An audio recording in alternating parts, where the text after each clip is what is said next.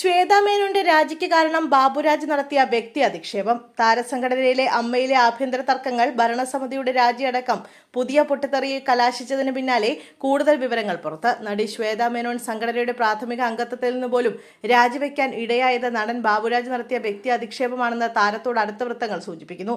BJPക്ക് സ്ഥാനാർത്ഥിയെ ഉണ്ടാക്കി നൽകാൻ ശ്വേതാ മേനോൻ പണം വാങ്ങിയെന്ന് ബാബുരാജ് യോഗത്തിൽ ആരോപിച്ചതായി പറയപ്പെടുന്നു. ആരോപണങ്ങൾ കേട്ട് യോഗത്തിൽ ശ്വേത വൈകാരികമായി പൊട്ടിത്തെറിച്ചു. താനൊരു രാഷ്ട്രീയ പാർട്ടിയുടെയും ഏജന്റല്ലെന്ന് വ്യക്തമാക്കിയ ശ്വേത തനിക്കെതിരെ ഉയർന്നത് പൂർണ്ണമായും വ്യാജമായ ആരോപണങ്ങളാണെന്നും ഇതിനെതിരെ കർശനമായ നിയമ നടപടികൾ സ്വീകരിക്കുമെന്നും മുന്നറിയിപ്പ് നൽകി. സംഘടനയ്ക്കുള്ളിലെ ഗ്രൂപ്പ് പോരുകളും വ്യക്തിപരമായ ആക്ഷേപങ്ങളും അതിരുവിട്ട സാഹചര്യത്തിലാണ് ശ്വേതാ മേനോൻ ഈ കടുത്ത തീരുമാനത്തിലേക്ക് എത്തിയത്. പുതിയ ഭരണസമിതി രൂപീകരണവുമായി ബന്ധപ്പെട്ട ചർച്ചകൾക്കിടയിലുണ്ടായ ഈ സംഭവം താരസംഘടനയെ കൂടുതൽ പ്രതിസന്ധിയിലാക്കിയിട്ടുണ്ട്. താരസംഘടനയായ അമ്മയുടെ അധ്യക്ഷസ്ഥാനം രാജിവെച്ചതിന് പിന്നാലെ സംഘടനയ്ക്കുള്ളിൽ നടന്ന നീക്കങ്ങളെക്കുറിച്ച് തുറന്നടിച്ച് ശ്വേതാ മേനോൻ.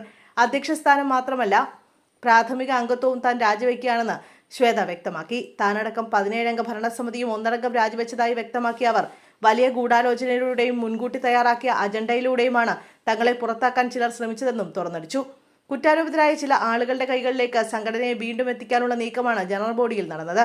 ഒരു അവിശ്വാസ പ്രമേയം വരെ കൊണ്ടുവന്ന് തങ്ങളെ വേട്ടയാടാൻ നോക്കിയെന്നും പാവയായിരുന്നാൽ മാത്രമേ സംഘടനയിൽ ഭരിക്കാൻ പറ്റൂ എന്ന നിലവന്നതിനാലാണ് വ്യക്തിത്വം പണയം വയ്ക്കാതെ പടിയിറങ്ങുന്നതെന്നും ശ്വേതാ മേനോൻ തുറന്നടിച്ചു.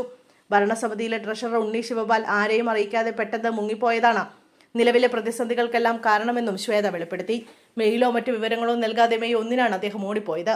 മുൻ കമ്മിറ്റിയിലെ ബാബുരാജ് ചെയ്ത പല കാര്യങ്ങളിലും വലിയ കുഴപ്പങ്ങളുണ്ടെന്നും ഇതുവരെ സംഘടനയുടെ അന്തസ്സോർത്ത് പുറത്തു പറയാതിരുന്ന അത്തരം കാര്യങ്ങൾ വൈകാതെ തന്നെ മാധ്യമങ്ങൾക്ക് മുന്നിൽ തുറന്നു പറയുമെന്നും അവർ മുന്നറിയിപ്പ് നൽകി.